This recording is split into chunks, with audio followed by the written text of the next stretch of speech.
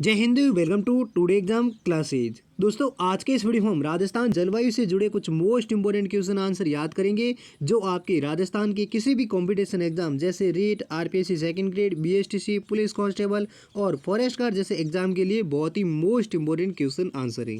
अगर दोस्तों आप भी इनमें से किसी कंपटीशन एग्जाम की तैयारी कर रहे हैं तो इस वीडियो को लास्ट तक जरूर देखें और इन राजस्थान जलवायु से जुड़े मोस्ट इंपोर्टेंट क्वेश्चन आंसर को जरूर याद करें, क्योंकि दोस्तों ये सभी क्वेश्चन है जो बार बार रिपीट होने वाले मोस्ट इंपोर्टेंट क्वेश्चन आंसर हैं, इसलिए इन सभी क्वेश्चनों को आप जरूर याद करें।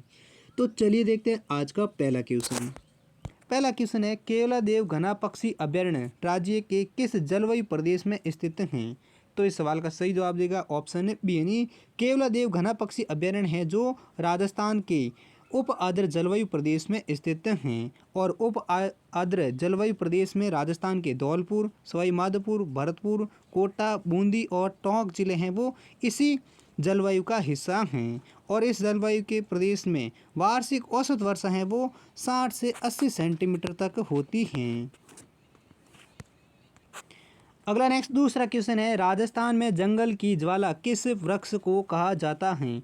तो इस सवाल का सही जवाब देगा ऑप्शन डी यानी राजस्थान में पलास एकमात्र वृक्ष है जिसको जंगल की ज्वाला कहा जाता है, क्योंकि जब पलास खिल जाता है तो इसे दूर से देखने पर ऐसा लगता है कि जैसे जंगल में आग लगी है, इसलिए पलास को जंगल की ज्वाला कहा जाता है। किस वृक्ष को? पलास वृक्ष को। नेक्स्ट अगला तीसरा क्वेश्चन है, 80 से 150 डिग्री औसत वार्षिक वर्षा एवं 30 से 34 डिग्री औसत वार्षिक तापमान राज्य के किस जलवायु प्रदेश की विशेषता हैं? तो इस सवाल का सही जवाब देगा ऑप्शन सी यानी अति आर्द्र जलवायु प्रदेश की यह विशेषता है जहां पर 80 से 150 डिग्री औसत वार्षिक वर्षा रहती हैं और वहां का तापमान है वो 30 से 34 डिग्री वार्षिक तापमान रहता है। और ये किस प्रदेश की विशेषता है? जलवायु प्रदेश की विशेषता है, ये अति आर्द्र जलवायु प्रदेश की विशेषता हैं। और ऐसी जलवायु हैं केवल माउंट आबू चिरोई में मिलती हैं, लेकिन अति आर्द्र जलवायु प्रदेश का जो विस्तार है वो राजस्थान के झालावाड़, बांसवाड़ा, डूंगरपुर, उदयपुर के दक्षिण पूर्वी भाग में भी होता है। और अति आर्द्र जलवायु प्रदेश में सबसे अधिक सागवान वन भी पाए जाते हैं। अगर दोस्तों ऐसा भी पूछा जा सकता है क्वेश्चन कि सागवान वन किस जलवायु प्रदेश में उगते हैं, तो ये हो जाएगा अति आर्द्र जलवायु में सागवान वन पाए जाते हैं। अगला नेक्स्ट चौथा क्वेश्चन है, राजस्थान में गर्मियों में स्थानीय चक्रवात के कारण उत्पन्न धूल के भरे बवंडर क्या कहलाते हैं? तो इस सवाल का सही जवाब देगा ऑप्शन ए यानी राजस्थान में जो गर्मियों में स्थानीय चक्रवात के कारण जो उत्पन्न धूल के भरे बवंडर होते हैं उनको बबूलिया कहा जाता है। क्या कहा जाता है? धूल भरे बवंडर को राजस्थान में बबूलिया। नेक्स्ट अगला पांचवा क्वेश्चन है, राजस्थान के उत्तरी पश्चिमी रेगिस्तान की जलवायु है? तो इस सवाल का सही जवाब देगा ऑप्शन सी यानी राजस्थान के उत्तरी पश्चिमी रेगिस्तान की जो जलवायु हैं वो विषम जलवायु हैं, यानी पूर्व में आर्द्र तथा पश्चिम में शुष्क जलवायु रहती हैं। इस कारण उत्तरी पश्चिमी राजस्थान की जो जलवायु हैं वो विषम जलवायु मानी जाती हैं, जहां पर वर्षा का वार्षिक औसत है वो 10 से 12 सेंटीमीटर रहता है। नेक्स्ट अगला छठा क्वेश्चन है, ग्रीष्म ऋतु में सर्वाधिक आंधियाँ किस जिले में आती हैं? तो इस सवाल का सही जवाब देगा ऑप्शन सी यानी ग्रीष्म ऋतु में सर्वाधिक आंधियाँ हैं वो राजस्थान के गंगानगर जिले में आती हैं। अगला नेक्स्ट सातवां क्वेश्चन है, राजस्थान में सर्वप्रथम किस मानसून शाखा का प्रवेश होता है? तो इस सवाल का सही जवाब देगा ऑप्शन बी यानी राजस्थान में सर्वप्रथम अरब सागर की शाखा का मानसून है वो सबसे पहले प्रवेश करता है। और अरब सागर की शाखा का मानसून है वो राजस्थान के बांसवाड़ा जिले में सबसे पहले आता है, यानी अरब सागरीय मानसून राजस्थान के किस जिले में आता है? सबसे पहले बांसवाड़ा जिले में। नेक्स्ट अगला आठवां क्वेश्चन है, पश्चिमी राजस्थान में न्यून वर्षा के लिए उत्तरदायी मूल अक्षदायी कारण क्या हैं? तो इस सवाल का सही जवाब देगा ऑप्शन ए यानी अरावली पर्वत श्रेणी की दिशा स्थिति हैं जो पश्चिमी राजस्थान में न्यून वर्षा के लिए उत्तरदायी एक मूल कारण हैं। अगला नेक्स्ट नौवां क्वेश्चन है, बनास बेसिन में कौन सी मृदा का विस्तार पाया जाता है?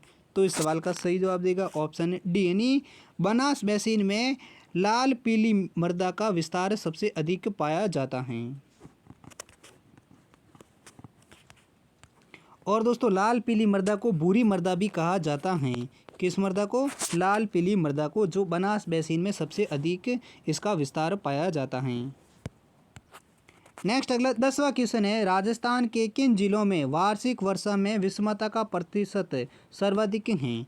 तो इस सवाल का सही जवाब देगा ऑप्शन सी, यानी राजस्थान के बाड़मेर और जैसलमेर जिलों में वार्षिक वर्षा में विषमता का प्रतिशत सर्वाधिक है। किन जिलों में? बाड़मेर और जैसलमेर जिलों में। अगला नेक्स्ट 11वां क्वेश्चन है, राजस्थान में भारतीय मौसम विभाग की वेधशाला कहाँ स्थित है? तो इस सवाल का सही जवाब देगा ऑप्शन सी, यानी राजस्थान में भारतीय मौसम विभाग की वेधशाला है वो राजधानी जयपुर में स्थित हैं। नेक्स्ट अगला 12वां क्वेश्चन है, क्षेत्रफल की दृष्टि से राजस्थान का सबसे बड़ा कृषि जलवायु खंड कौन सा है? तो इस सवाल का सही जवाब देगा ऑप्शन सी, यानी क्षेत्रफल की दृष्टि से राजस्थान का सबसे बड़ा कृषि जलवायु खंड है वो शुष्क पश्चिमी मैदानी खंड है। यानी शुष्क पश्चिमी मैदानी खंड है जो राजस्थान का सबसे बड़ा क्षेत्रफल की दृष्टि से कृषि जलवायु खंड है। नेक्स्ट अगला 13वां क्वेश्चन है, पूर्वी राजस्थान की जलवायु है? तो इस सवाल का सही जवाब देगा ऑप्शन ए, यानी पूर्वी राजस्थान की जो जलवायु है वो उप आर्द्र जलवायु है और इस क्षेत्र में लगभग 50 सेंटीमीटर वर्षा रेखा विभाजित होती हैं और यहाँ वर्षा 50 से 60 डिग्री भी रहती है और 40 से 60 भी रहती हैं और इसमें मुख्यतः अलवर, जयपुर, अजमेर, पाली, जालोर जिले आते हैं। यानी पूर्वी राजस्थान में कौन कौन से जिले आते हैं? अलवर, जयपुर, अजमेर, पाली और जालोर, जहाँ का वर्षा औसत कितना है? 40 से 60 और ये पूर्वी राजस्थान के जिले हैं जहाँ पर उप आर्द्र जलवायु रहती हैं। नेक्स्ट अगला 14वां क्वेश्चन है, गर्मियों में माउंट आबू का तापमान राजस्थान के अन्य स्थानों की तुलना में कम रहता है क्योंकि? ऑप्शन सही जवाब हो जाएगा ऑप्शन डी, यानी माउंट आबू उच्चतर ऊंचाई पर स्थित है इसलिए गर्मियों में माउंट आबू का तापमान है वो राजस्थान के अन्य स्थानों की तुलना में कम रहता है। क्यों रहता है? क्योंकि माउंट आबू है वो उच्च स्तर पर स्थायी ऊंचाई पर स्थित हैं। और दोस्तों आपको बताएंगे माउंट आबू और झालावाड़ का एक ही अक्षांश पर स्थित हैं लेकिन अधिक ऊंचाई के कारण माउंट आबू का तापमान है वो झालावाड़ से भी कम रहता है, लेकिन माउंट आबू और झालावाड़ जिला हैं दोनों ही एक ही अक्षांश पर स्थित हैं।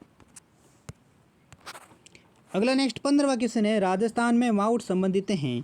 तो इस सवाल का सही जवाब देगा ऑप्शन ए, यानी पश्चिमी विक्षोभ के कारण जो वर्षा होती हैं जिसे राजस्थान में माउंट वर्षा कहा जाता है। अगला नेक्स्ट 16वां क्वेश्चन है, निम्न में से राजस्थान के किस जिले में बांका पट्टी या कुबड़ पट्टी फैली हुई हैं? तो इस सवाल का सही जवाब देगा ऑप्शन डी, यानी राजस्थान के नागौर जिले में बांका पट्टी जिसे कुबड़ पट्टी भी कहा जाता है वो फैली हुई हैं। किस जिले में? नागौर जिले में। और नागौर के अलावा अजमेर जिले में भी यह विस्तृत हैं। अगला नेक्स्ट 17वां क्वेश्चन है, अति आर्द्र जलवायु प्रदेश के अंतर्गत कौन से जिले आते हैं? तो इस सवाल का सही जवाब देगा ऑप्शन सी, यानी अति आर्द्र जलवायु प्रदेश के अंतर्गत राजस्थान के झालावाड़ और बांसवाड़ा जिले आते हैं।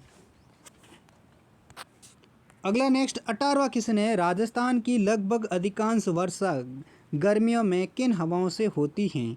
तो इस सवाल का सही जवाब देगा ऑप्शन है डी, यानी राजस्थान में लगभग अधिकांश वर्षा जो गर्मियों में होती हैं वो मानसूनी हवाओं के कारण होती हैं। अगला नेक्स्ट 19वां क्वेश्चन है, खंडीय वर्षा जल संग्रहण की परंपरागत विधि कहाँ पाई जाती है? तो इस सवाल का सही जवाब देगा ऑप्शन ए, यानी राजस्थान के पश्चिमी क्षेत्र का जैसलमेर जिला है जहाँ पर खंडीय वर्षा जल संग्रहण की परंपरागत विधि पाई जाती है। किस जिले में? जैसलमेर जिले में। अगला नेक्स्ट 20वां क्वेश्चन है, निम्न में से राजस्थान में मरुस्थलीकरण का कारण नहीं है? तो इस सवाल का सही जवाब देगा ऑप्शन ए, यानी सौर ऊर्जा उत्पादन है जो राजस्थान में मरुस्थलीकरण का कारण नहीं है, जबकि जनसंख्या का दबाव है ये भी राजस्थान में मरुस्थलीकरण का कारण है, अतिचारण भी राजस्थान में मरुस्थलीकरण का कारण है, वन उन्मूलन भी राजस्थान में मरुस्थलीकरण का कारण है, जबकि सौर ऊर्जा उत्पादन है वो राजस्थान में मरुस्थलीकरण का कारण नहीं है। अगला नेक्स्ट 21वां क्वेश्चन है, जून माह में सूर्य किस जिले में लंबवत चमकता है? तो इस सवाल का सही जवाब देगा ऑप्शन सी, यानी जून माह में सूर्य है वो बांसवाड़ा जिले में लंबवत चमकता है। अगला नेक्स्ट 22वां क्वेश्चन है, राजस्थान का सबसे शुष्क स्थान फलोदी किस जिले में स्थित है? तो इस सवाल का सही जवाब देगा ऑप्शन सी यानी राजस्थान का सबसे शुष्क स्थान जो फलोदी हैं वो राजस्थान के जोधपुर जिले में स्थित हैं और जैसलमेर की सीमा के पास भी ये समीप स्थित हैं, इसलिए ये जोधपुर जिले में आता है। कई बार ये जैसलमेर के ऑप्शन में भी आता है, अगर जोधपुर नहीं दिया जाता है तो ये जैसलमेर में भी माना जाता है। अगला नेक्स्ट 23वां क्वेश्चन है, राजस्थान में गर्मी के मौसम में चलने वाली शुष्क एवं अति गर्म हवाओं जिसे लू की कहा जाता है वो किस इसकी दिशा क्या होती हैं? तो इस सवाल का सही जवाब देगा ऑप्शन डी यानी राजस्थान में गर्मी के मौसम में जो चलने वाली शुष्क एवं अति गर्म हवा जिसे लू कहा जाता है उसकी जो दिशा है वो है पश्चिम से पूर्व की ओर, यानी पश्चिम से पूर्व की ओर चलने वाली जो हवाएं होती हैं उसे लू कहा जाता है, जो शुष्क एवं अति गर्म हवा होती हैं। नेक्स्ट अगला 24वां क्वेश्चन है, निम्न में से कौन सा जलवायु क्षेत्र राजस्थान में नहीं है? तो इस सवाल का सही जवाब देगा ऑप्शन डी यानी आर्द्र जलवायु प्रदेश हैं ये भी राजस्थान में नहीं है, टुंड्रा जलवायु प्रदेश हैं ये भी राजस्थान में नहीं है, उष्ण कटिबंधीय या शुष्क जलवायु क्षेत्र ये भी राजस्थान में नहीं है। अगला नेक्स्ट 25वां क्वेश्चन है, आक, खेजड़ी, रोईडा, बबूल, कंटीली, झाड़ियाँ, फॉग आदि वनस्पति राज्य के किस जलवायु प्रदेश में पाई जाती हैं? तो इस सवाल का सही जवाब देगा ऑप्शन ए यानी अर्ध शुष्क जलवायु प्रदेश में राजस्थान में आक, खेजड़ी, रोईडा, बबूल, कंटीली, झाड़ियाँ, फॉग आदि वनस्पतियाँ पाई जाती हैं। किस जलवायु प्रदेश में? अर्ध शुष्क जलवायु प्रदेश में।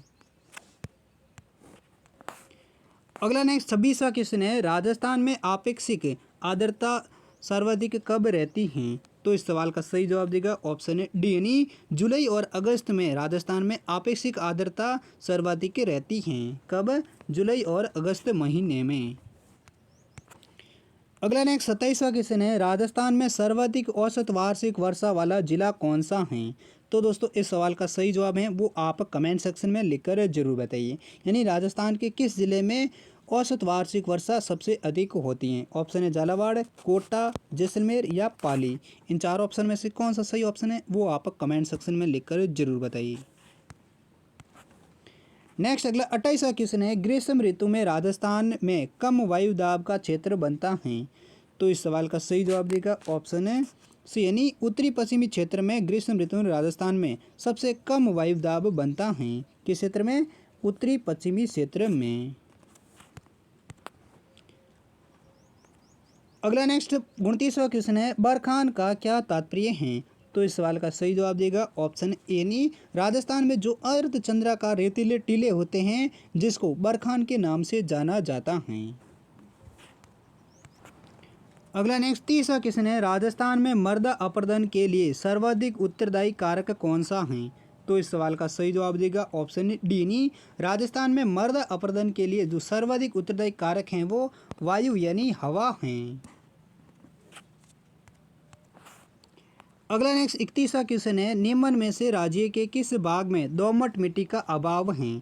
तो इस सवाल का सही जवाब देगा ऑप्शन ए यानी राजस्थान राज्य के जैसलमेर जिले के भाग में जो दोमट मिट्टी है उसका अभाव रहता है।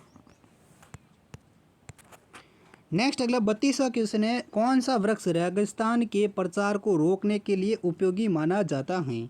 तो इस सवाल का सही जवाब देगा ऑप्शन बी यानी राजस्थान का जो खेजड़ी वृक्ष है जो रेगिस्तान के प्रचार को रोकने के लिए उपयोगी माना जाता है।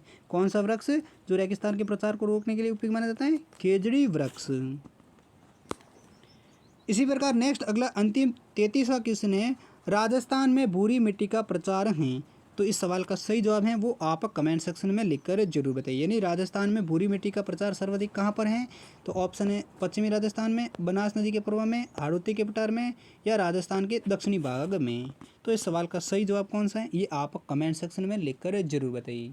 और दोस्तों ये थे राजस्थान जलवायु से जुड़े कुछ मोस्ट इंपॉर्टेंट क्वेश्चन आंसर जो आपके REET, VDO mains, RPSC second grade, forest guard, lab assistant जैसे एग्जाम में पूछे जाते हैं। उम्मीद करता हूँ ये सभी क्वेश्चन आपको अच्छे से याद हो गए होंगे। अगर याद हो गए तो इस वीडियो को लाइक जरूर करें, चैनल पर पहली बार है तो चैनल को भी ज़रूर सब्सक्राइब करें। और दोस्तों इन सभी क्वेश्चनों का PDF है वो आप हमारे टेलीग्राम ग्रुप से डाउनलोड कर सकते हैं जिसका लिंक आपको हमारी इस वीडियो की डिस्क्रिप्शन में मिल जाएगा। और हम मिलते हैं अगली वीडियो के साथ, तब तक के लिए जय हिंद, वंदे मातरम।